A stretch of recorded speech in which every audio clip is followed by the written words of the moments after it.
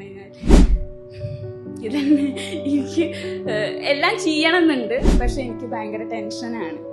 ആ ടെൻഷൻ എനിക്ക് പതിയെ മാറിയിട്ടുണ്ട്. ഇപ്പോൾ ഷഹന പറഞ്ഞ പോലെ അവസാനത്തേക്ക് ആയപ്പോഴാണ് തോന്നുന്നത് എന്തിനു മുന്നോട്ടേക്ക് നിൽക്കണം എന്നുള്ള ഒരു തോന്നൽ ഇങ്ങനെ വന്നു തുടങ്ങി. ഇതിനു മുന്നേ ഞാൻ ജോലി ചെയ്തിട്ടുണ്ട്. പക്ഷെ അവിടെ എന്ന് പറഞ്ഞു കഴിയുമ്പോൾ ഇതുപോലെയല്ല. അവര് ഒരു ടെക്സ്റ്റൈൽസിൽ ക്യാഷ്യർ ആയിട്ടായിരുന്നു. അപ്പോൾ അവര് പറയുമ്പോൾ അത്യാവശ്യം ഏജ്ഡ് ആയിട്ടുള്ള ആൾക്കാരായിരുന്നു. അവരോട് പെരുമാറുന്നതും ഇവരടുത്ത് പെരുമാറുന്നതും രണ്ടും വ്യത്യാസമാണല്ലോ. ഇവിടെ പറഞ്ഞാൽ എല്ലാവരും ഒരുപോലെ തന്നെ. അതുകൊണ്ട് ഇവരടുത്ത് എന്നും തുറന്ന് പറയാം. അങ്ങനെ ആ ഒരു ഇതിൽ ഞാൻ സംസാരത്തിലേക്ക് മുന്നോട്ട് വന്നു. പിന്നെ എന്തിപ്പോൾ ചെയ്യാമെന്നുള്ളൊരു ധൈര്യം എനിക്ക് ഉള്ളിക്കിങ്ങനെ വന്നു തുടങ്ങി.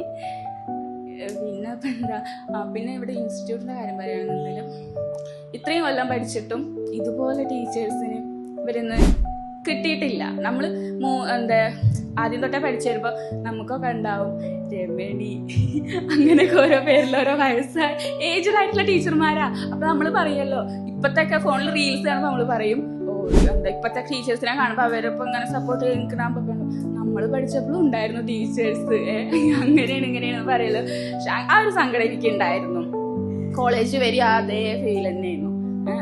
അത്യാവശ്യം ഏജ്ഡ് ആയിട്ടുള്ള. അപ്പൊ നമ്മൾ എന്ത് പറഞ്ഞു കഴിഞ്ഞാലും അവരത് സീരിയസ് ആക്കി എടുക്കുന്ന കുറച്ച് ആൾക്കാരായിരുന്നു. പക്ഷെ ഇവിടെ വന്നപ്പോൾ എനിക്ക് സന്തോഷമായി. കാരണം ടീച്ചർമാരല്ല നമ്മളോട് എല്ലാ കാര്യത്തിനും സപ്പോർട്ടായിട്ട്, അവർക്കും കൂടി പറ്റുന്നതിലാണെന്നുണ്ടെങ്കിൽ അവർ നന്നായിട്ട് നമ്മളെ സപ്പോർട്ട് ചെയ്യുന്നുണ്ട്.